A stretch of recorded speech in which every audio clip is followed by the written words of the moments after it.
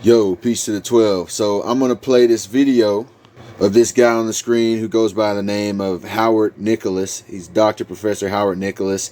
He has a degree in economics. He's an economist. And this guy is about to just straight up admit to you people, and by you people I'm talking about my people, that they have to keep so-called sub-Saharan Africa poor. And I even hate saying the word sub-Saharan because they invented that word. They have to keep poor. And really, I'm letting you know, they have to keep all of the so-called black man poor, particularly the Negro. So I'm going to play this clip and we'll go from there. Africa, historically, sub-Saharan Africa, has been fundamental to the global prosperity of the advanced countries. Okay. Do you see what he said? He said sub-Saharan Africa has been basically the main reason why all these other countries, so-called developed countries, are able to do what they do. And Africa had a role to play. It has a role as a raw material producer. We will not allow sub-Saharan Africa to escape that. They want us as a raw element producer. And then he said they won't allow sub-Saharan African to escape. Really, he's talking about the Israelite nations, which I'm going to go into in the video, because in this video, after I play this video, I'm going to show you guys evidence. I'm going to go into a little bit of economics and the fact that they've always had to keep us down, and it's a controlled effort. And also I'm going to go into the scriptures, and also I'm going to prove that we are the Israelites. But continue. Okay, we do everything to keep sub-Saharan Africa where it is, also impoverished. You see what he said? We do everything to keep sub-Saharan Africa where it is and also impoverished. He's admitting this guy's just spitting facts right now. It's absolutely vital for the prosperity of everyone else. So let's get clear about that. He said it's absolutely vital for the prosperity of everyone else. See, they profit off of our poverty. Do you understand? See, this man is being honest. He's saying things in the front room that they usually say behind closed doors, man.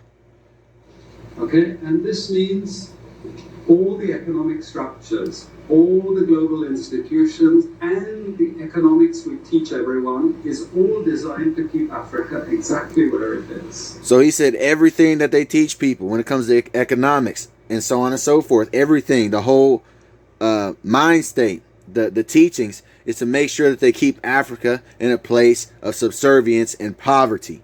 Do you understand? Particularly sub-Saharan Africa, right? Really Central and West Africa, primarily. And whether it is Europe or US or now China, it's always the same. He said whether that's US, China, or Europe, it's all the same. He's letting you know they're all guilty of it. Now you got Russia going over there, right? We need Africa to be impoverished. He said we need Africa to be impoverished. Man, this man was going in. Because we need those raw materials and we need them dirt cheap. Okay, so that's the message. It doesn't mean to say that there's nothing Africans can do. Of course there is. Okay, but this is the opposition that they're fighting. This is what it's about. Because if Africa does do something different, I assure you living standards of all those in Europe and North America and Asia is going to fall. He said living standards of America, Europe, and Asia is going to fall if Africa stop doing what they want them to do, particularly sub-Saharan Africa, and really I'm focusing on the Israelites. Okay, and that is a big price to pay. I assure you that the West is not going to allow that without a big fight. He said the West won't allow them to succeed basically without a big fight. Okay, so this is what it's fundamentally about. What I want to show you is how these structures are operating. It's just 20 minutes, so we can't do very much, but just to give you a little bit of an idea. And why I keep the ideology part there is because we are part of the producers of ideology at universities and academic institutes. Yeah, an ideology to tell people on how to treat us like garbage, right? And that's why you people that want to come together with people like this, man. Like I tell you in Psalms 82, Nehemiah 5:9. Hey, all these nations are our enemies. He basically just admitted it. institutions. We are complicit in this whole enterprise. Did you hear that? They are complicit. They are complicit, meaning they don't want to change anything. They're fine with it. Okay, so the job of many Western academics is to convince Africans they have to keep doing what they're doing. See, they want to convince Africans to keep doing what they're doing. That's mind control. Oh, you guys got to keep. What would you be without us? That's what they do. Okay, and to show them it's your fault that you're poor. It's not. And to show them that's your fault they're poor. Just like they do here in so-called America.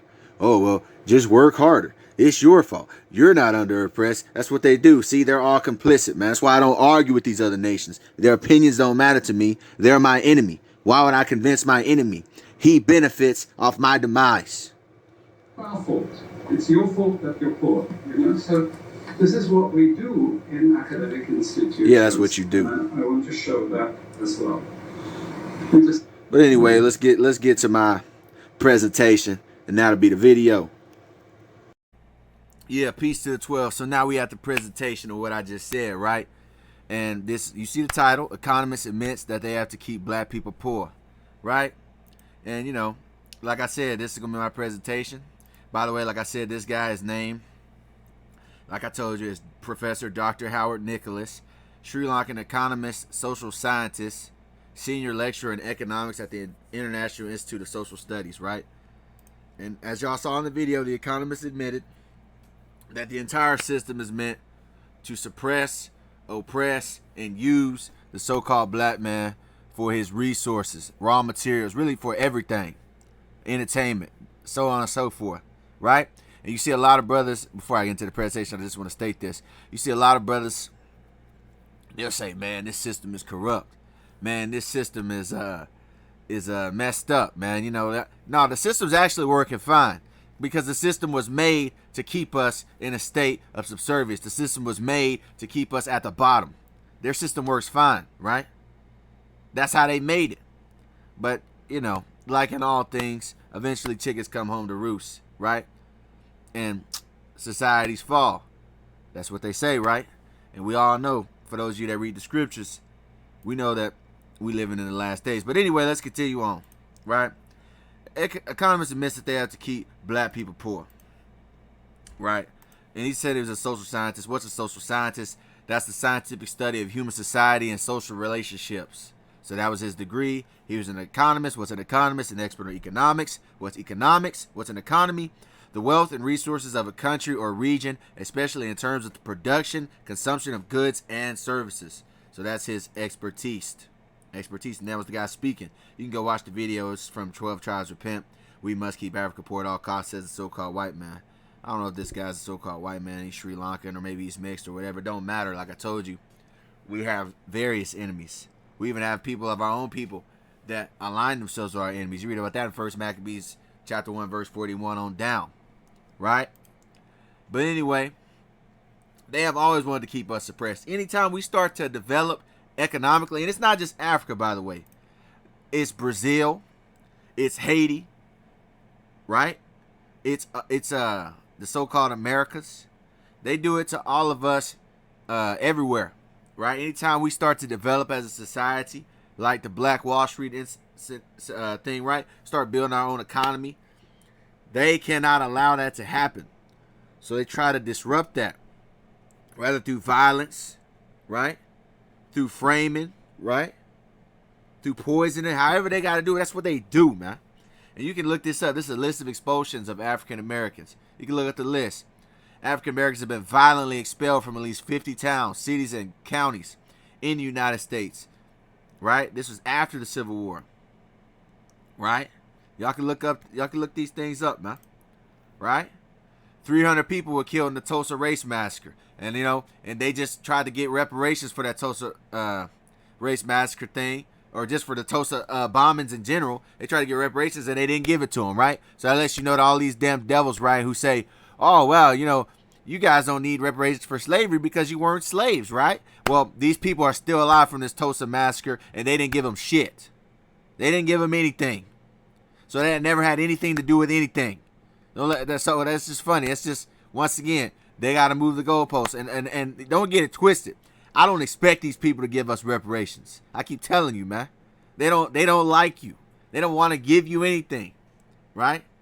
Get that in your head. They don't want to give you anything. That's why every other nation can get things.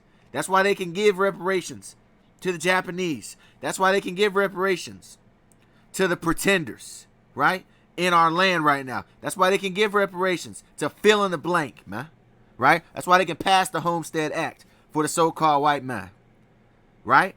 But they can't give you anything. You know why they can't give you anything? Because they don't want to give you anything. Get that in your head. But anyway, what were the long-term effects of the Tulsa Massacre? This is what they did. And the reason they destroyed the Tulsa Massacre, despite whatever they say, the real reason is because they could not allow the so-called black man to develop economically. They needed them to stayed in a state of poverty. Do you understand? And check this out. What were the long-term effects of the Tulsa Massacre? The researchers find consistent evidence associating the massacre with a sizable decline in home ownership, so we didn't have homes anymore, and a drop in average occupational status. Yeah, get rid of their jobs, particularly high-paying jobs. They estimate that for black individuals, the massacre reduced the likelihood of home ownership among male household heads by 4.2 percentage points, right? And they do this, once again, it's all on purpose. They don't want us to thrive, right? And don't forget, we are in captivity, right? We are in captivity under our oppressors. And I'm going to get the scriptures on these oppressors in a minute, right? Let's get something else they do to us, something called redlining. What's redlining? It's a discriminatory practice in which financial services are withheld from neighborhoods that have significant numbers of racial and ethnic minorities. Redlining has been most prominent in the United States and has mostly been directed against African Americans, so-called African Americans, right? So it's a discriminatory practice with financial services. They don't want to give you anything. I keep telling you this, right? Even with the drug system, right? With crack versus cocaine. I don't know if I can say those words, but I already said them, so whatever. But you can get 5 years. You can get a 5-year sentence. You can, this is back in the day. I think it's still the same now. But you can get a 5-year sentence for 5 grams of K-Rack, right? While distribution of 500 grams of cocaine carried the same 5-year sentence. So basically, they could trap way more coke than they could K-Rack. And I gotta say this because of YouTube. So why is that? Because who was selling the K-Rack? Yeah, they wanted to lock up the so-called black man, right? And they wanted to lock up the Hispanic man. You can watch a guy. What was his name? I can't remember his name, but he did a video on Vlad TV recently. It was a narcotics guy, and he talked about how he used to be a narc and how they particularly targeted black and Hispanic people when it came to the drug trade. But anyway, so that's just the little things of what they do to us. And I showed you this guy, once again, the economist by the name of Howard Nicholas, who just admitted that they have to keep the so-called sub-Saharan Africans poor. He admitted it. Now I'm going to show you that there's others. He's not the only one. There's other people that say the same thing. There's other people that want to keep us down. And once again, it's a whole system. It's not just economics. It's everything, right? This guy, J. Edgar Hoover, guy by the name of J. Edgar Hoover. Who is J. Edgar Hoover? He was the director of the Federal Bureau of Investigation. The first director of the Federal Bureau of Investigation. The director of the FBI, right? Born January 1895, died 1972. This guy, what did he say? He said they have to stop the creation of a black messiah. And why would he use words black messiah? Because these people already know we're the Israelites. But this is what he said. This is what J. Edgar Hoover said. There will never be another black messiah unless we create him. That's what they said. There will never be another black messiah unless we create him. Meaning what? All these leaders they give you today, these so-called leaders they give you today that they put on screen, that they flash, that's their leader. That's not our leader. Do you understand? Get that through your head, right? The people that are really speaking out for their people, they demonize those people. They say that those people are a hate organization or whatever, man. That's what they do to the real people who's trying to wake the people up, man. Who's trying to get our people to understand who our enemies are. Who's trying to get our people to stop unaliving each other, right? We're trying to get our people to change. Those people, they don't like those people, right? So they're going to demonize them. And if they don't demonize them, they're going to unalive them. And if they don't unalive them, they're going to imprison them. But anyway, continuing on. So J. Edgar Hoover, he set a goal known as COINTELPRO. Y'all can look up the COINTELPRO, right? It was disrupting political groups within the United States, right? And I'm just going to go to two things at COINTELPRO. Y'all can look this up on here. I'm going to go to two things that they wanted. That was the point of the program. Their long-range goals. Prevent the coalition of militant black nationalist groups, right? Don't they call us now, the Israelites, don't they call us a militant nationalist group and all that, right? In unity there is strength. This is what they're saying. In unity there is strength. A truism that is no less valid for all triteness. An effective coalition of black nationalist groups might be the first step toward a real black revolutionary army in America, the beginning of a true black revolution. And they don't want that. Prevent the rise of a military black nationalist movement. Malcolm X might have been such. He's a martyr in the movement today. Martin Luther King, Carmichael, Elijah Muhammad all aspire to this position. Elijah Muhammad is less of a threat because of his age. Now, mind you, this is what they're saying. They're saying, oh, who's the biggest threat? And they say, oh, Elijah Muhammad is less of a threat because of his age, right?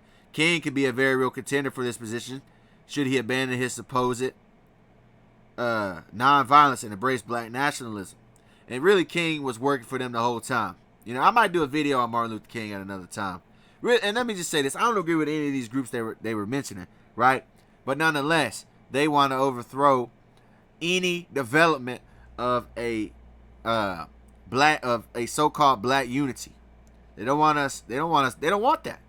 And there was more than just these two lists. It was a long list. I just simplified it.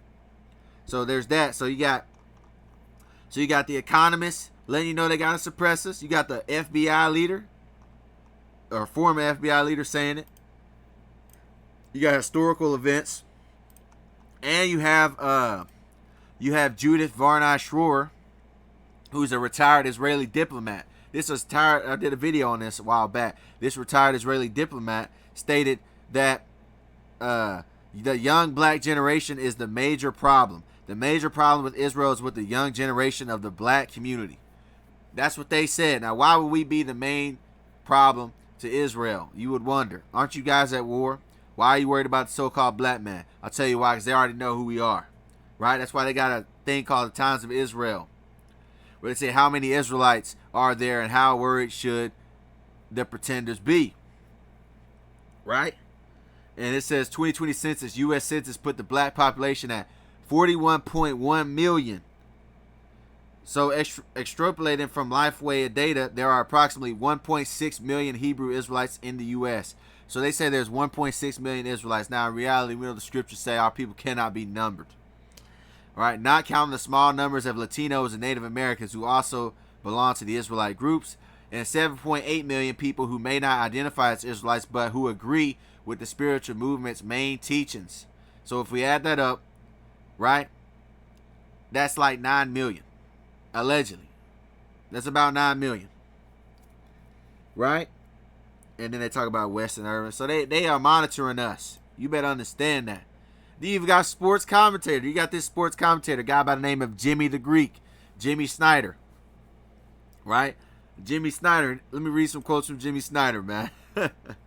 He said, this is according to Jimmy Snyder. This is what he had to say about the so-called black man. He said, the black is the better athlete to begin with, because he's been bred to be that way. These are his high thighs and big thighs. He can jump higher. So he just said, as a matter of fact, the black is a better athlete. Let's go to another one of his quote. They've got everything. He's talking about the so-called black man. They've got everything. If they take over coaching like everybody wants them to, there's not going to be anything left for the white people. This is what he had to say. This is according to his quote. I mean, all the players are black. I mean, the only thing that the whites control is the coaching jobs. So he's letting you know, look, we can't allow them to take over coaching. They're already the athletes. We can't let them be coaches. This is what he's telling you. Once again, another honest person. Right? So let's go into the scriptures about them oppressing us. And then, like I said, I'm going to prove our identity That they already know we're the Israelites. Now let's go to Psalms chapter 17, verse 6. And we'll go down to 15. It says, I have called upon thee, for thou wilt hear me, O God, incline thine ear unto me, and hear my speech.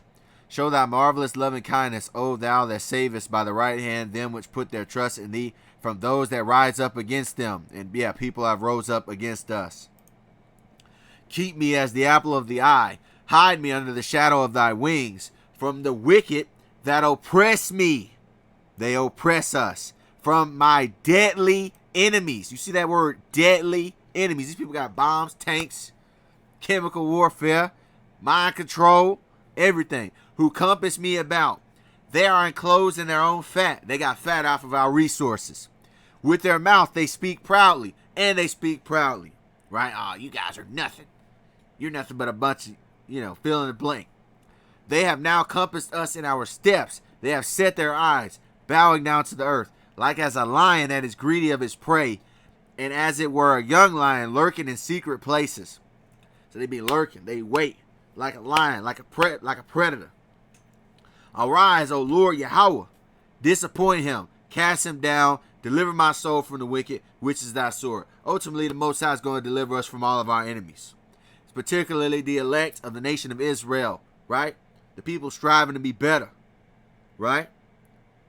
But anyway, for men which are thy hand, O Lord Yahweh, for men of the world, which have their portion in this life, and whose belly thou fillest with thy hid treasure, they are full of children, and leave the rest of their substance to their babes. Yet they pass it down. They pass it down to their children. As for me, I will behold thy face in righteousness. I shall be satisfied when I awake with thy likeness. Yeah, we're going to be, like I said, we're going to get our reparations, man. We're going to get our reparations when the Lord visits the earth and punishes the nations for what they've done to his people. Right? Let's get Isaiah 49 and 25. More scripture on oppression.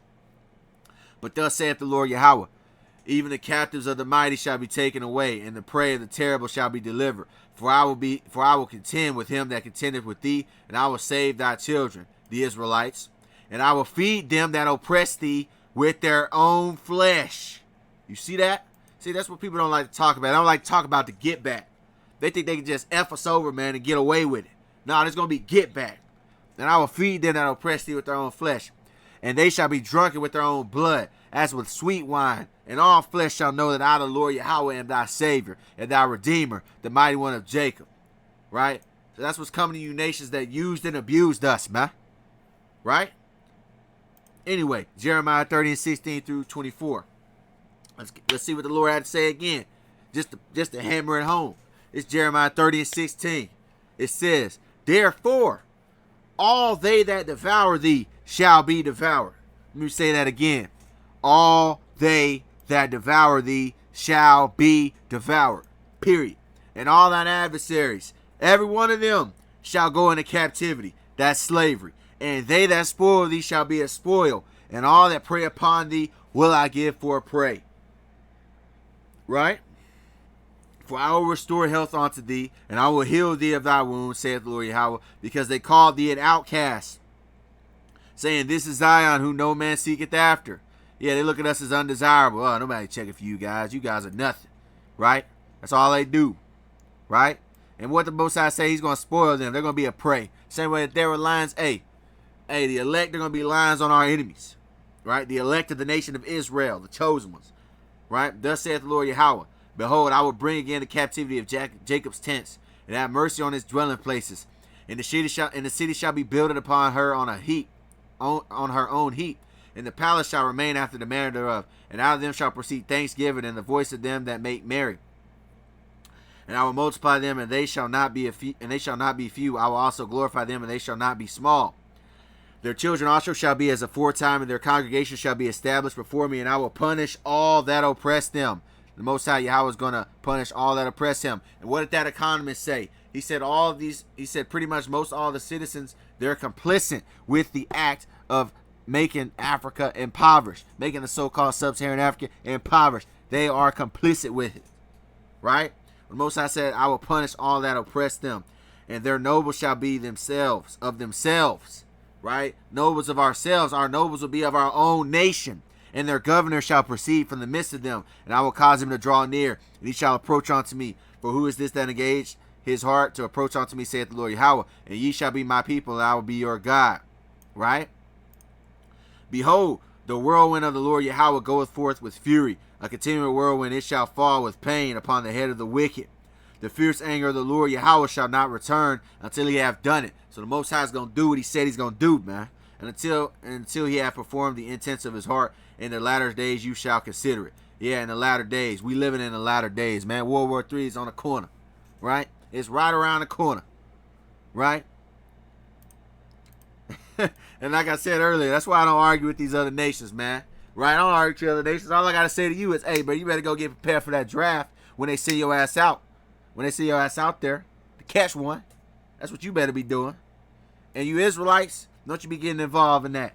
That has nothing to do with us. Right? Conscientious, a so-called conscientious objective. Right? But anyway, Micah 2:1. Woe to them that devise iniquity and work evil upon their beds. When the morning is light, they practice it because it's in their power of their hand. Yeah, that's exactly what they do. They plan to keep us at the bottom, to benefit off our poverty, to benefit off our impoverishment, for the sake of their own people, while they destroy my people. And they covet fields and take them by violence, and houses and take them away. So they oppress a man and his house, even a man and his heritage. I just read you about that, all them towns they kicked us out of.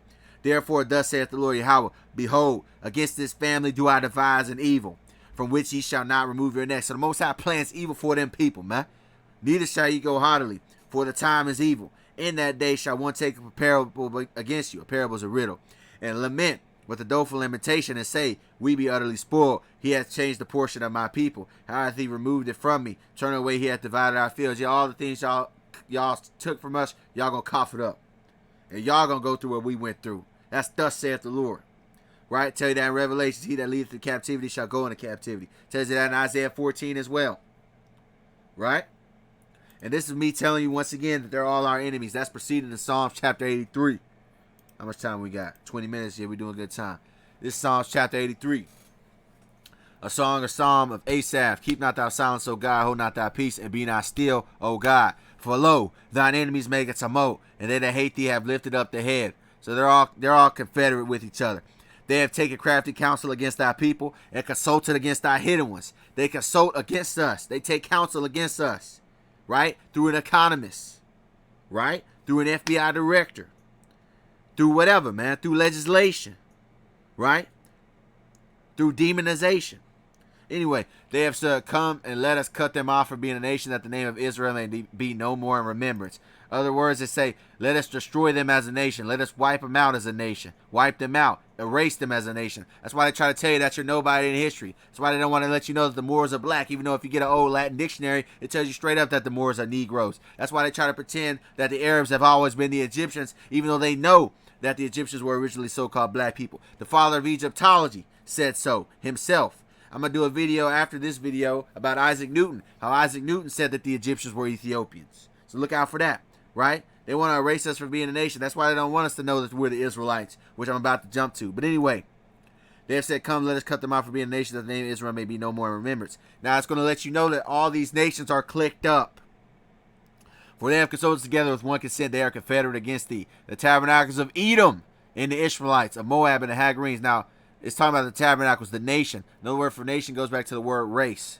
They're clicked up against the Israelites. The tabernacles of Edom, the Ishmaelites, Moab, the Hagarenes, Gabal, Ammon, Amalek, the Philistines with the inhabitants of Tyre. Ashur also is joined with them. They have hope in the children of Lot, Salah. So they're all against us, right? Of all nations. Understand that. Now, it's time. The proof is out there. Let's go to the Israelite origins to prove that, yes, we are in fact the Israelites. And once I prove that we are the Israelites, you know that they are confederate against us, as it says in Psalms 83. So let's go to the first guy by the name of Alexis Reclus, guy born in 1830. He was a French geographer, anarchist, and writer. This is what he had to say in his book, Universal Geography, Volume 12, West Africa. He says, page 175, they have been compared to the Seracoles, the Jews of West Africa. So he calls them the Jews of West Africa.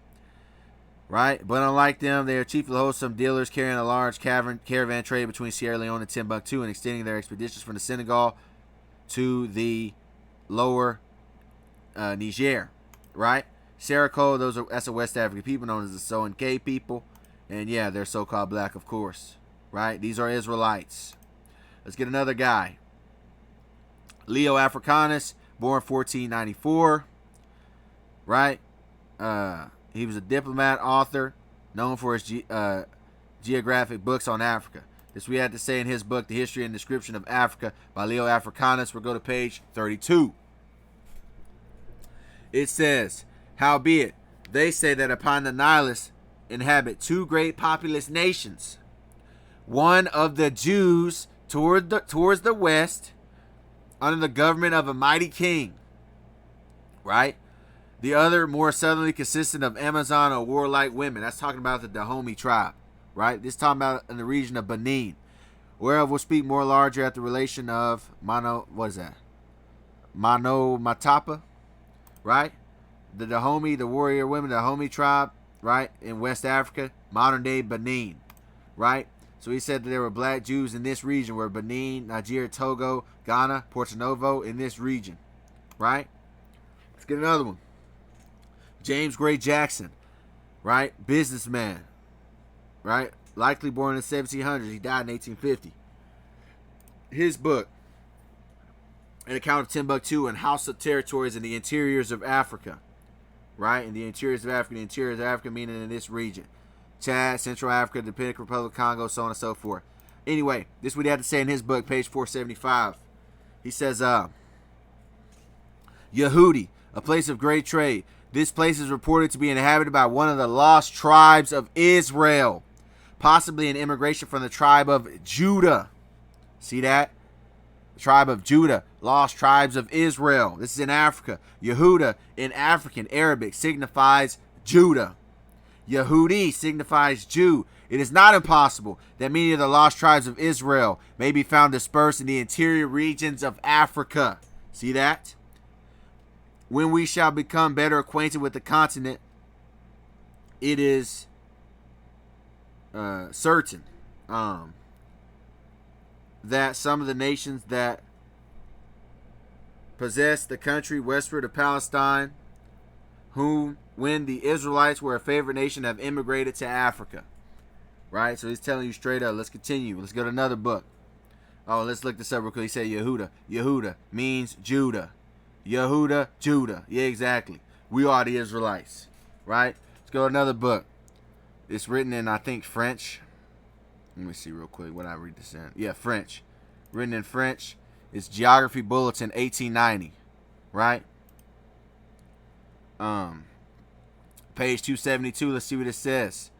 It says Wida, Judah, or a Judah is a town, ancient, frequented since the 16th century by port slavers, gays who gave him his name. Its inhabitants were said to be Judaics, and they were indeed considered as a remnant of the scattered tribes of Israel. They always do with the Israelites. Go to the next book, The Negro in the New World by Sir Henry H. Johnston. We're going to go to page, what is that, 27? This is what he had to say. He says, the Elamites of Mesopotamia appear to have been Negroid people with kinky hair, and to have transmitted this racial type to the Jews and Syrians. There is curliness of hair together with the Negro type of full lips with the Assyric type. The idea of Babylonia. Now watch this. Let's go down to here. This part right here. It says, the Jews are composed of 3-4 separate racial elements. The Asiatic Negroid strain, Negro, shows itself occasionally in the curly hair and long upper skull. The Jewish hybrids with the Negro in Jamaica and Guyana reproduce most strikingly the Assyrian type. They know we are the Israelites. Right?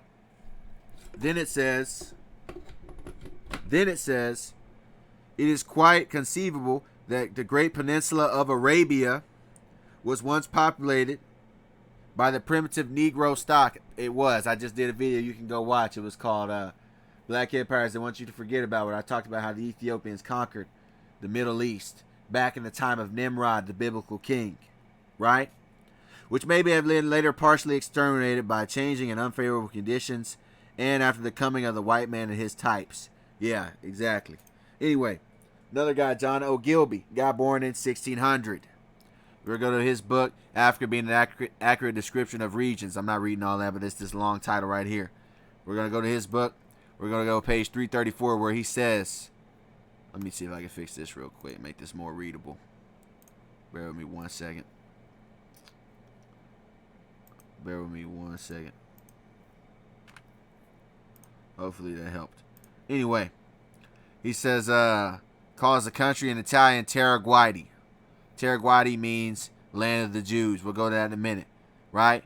In the west, the kingdom of Benin. So in the west of the kingdom of Benin, there is something known as Terra Guidi, right? Which is a country of the Jews or kingdom, right? Negro land, right? And that brings me to a map. He talked about Terra Guidi.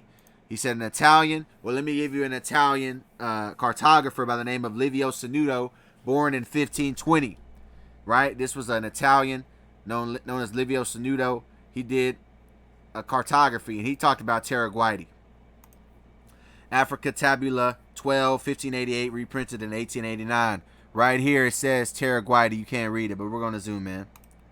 It says Udarum Terra. Right? Now understand this I and the V. This I and V is really a J and a U. And the other V is a U. Because in the medieval period, the V and the U were interchangeable. So the V is a U and the I is a J. So it really says Judarum Terra. Right? What does Judarum translate to? Land of the Jews. Right? Terra Judarum. Land of the Jews. That's from English to Latin. Let's go again. Let's go to Yale University Library. Africa, performed by Sir Danville, right? The Duke of Orleans. See what he has to say. This is from Yale University, mind you, right? Right? Yale University, extremely credible. Ivy League school. Africa, performed by Sir Danville. Let's see what he has to say. Right? Right here, it says Nigritia. What's Nigritia? Nigritia is Negro land, Nigritia or Nigerisha. Is an archaic term, European mapping of West Africa about the Negroes, right? Let's see what it has to say about this Negro land. And it gives you a list of Negro land from ChatGPT. You got Senegal. Look at the list. I'm not going to read it all, but that's the list of what would be classified as so-called Negro land countries. Now, watch this. Mind you, this is in Nigritia, which is Negro land. Right here, Lam Lim. It says, according to Idrisi, the land populated by Jews.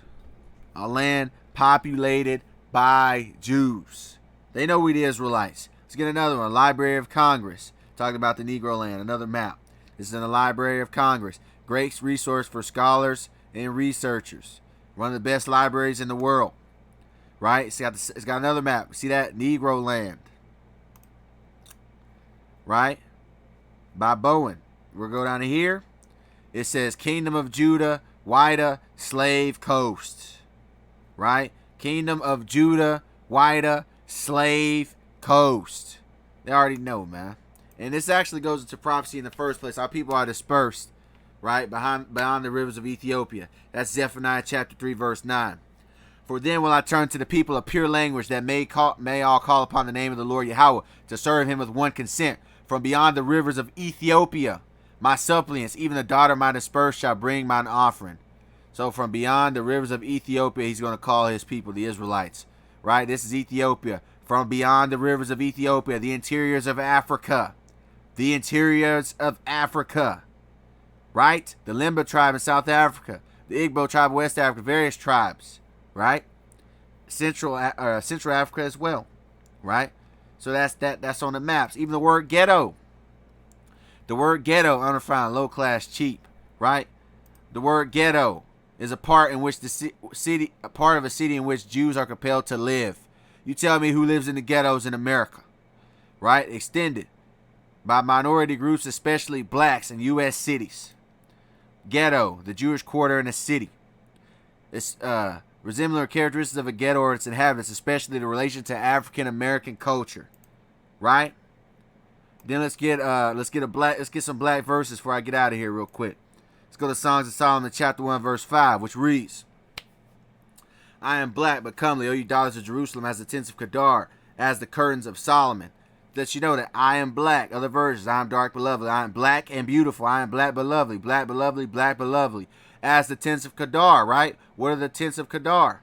The tents of Kedar, this is the color of the tents of Kedar. That's the complexion. Let's get another one. Acts 13:1. Now there were in the church that was at Antioch certain prophets and teachers as Barnabas and Simon, that was called Niger, and Lucius of Cyrene and Manaen, which had been brought up with Herod the Tetrarch and Saul. So Simon or Simeon was called Niger. Simon is a Hebrew name. It means hearkening. Right? Let's look this up. It says Niger. Why were they calling Simon Niger? First of all, it's really the N word. See, it says ni ger. It says Niger equals black, which means Simon's the black. It says Simon, Eastern Bible Dictionary, black, a surname of Simon. He was probably so called from his dark complexion. Yeah, he had a black complexion. Like the tents of Kedar. I am black and beautiful. O daughters of Jerusalem. Like the tents of Kedar, like the curtains of Solomon. Right? That's why in other verses of Acts 13:1, it says Simon called the black man. Called the black. Right? Real simple, man. So that's going to be the end of that, man. Like I told you, man, this Economist admitted that they have to keep black people poor to benefit their own societies, man. Right? Hopefully this video don't get taken down. Lord willing, this was edifying. And with that, once again, I say peace to the 12. I want to give all praise, honor, and glory to the Heavenly Father, the Most High, Yahweh, in the name of His only begotten Son, Yahweh Shai. Yahweh is the name of the Heavenly Father, who the world commonly calls God. Yahweh Shai is the Savior of the nation of Israel, who the world commonly calls Jesus Christ. I want to say Shalom, which means peace. You people listening and learning. You brothers doing this work, truth, sincerity. And to you elders who have been doing this thing before me, man. I'm going to get up on out of here. I'm out. Gone. Shalom. Peace.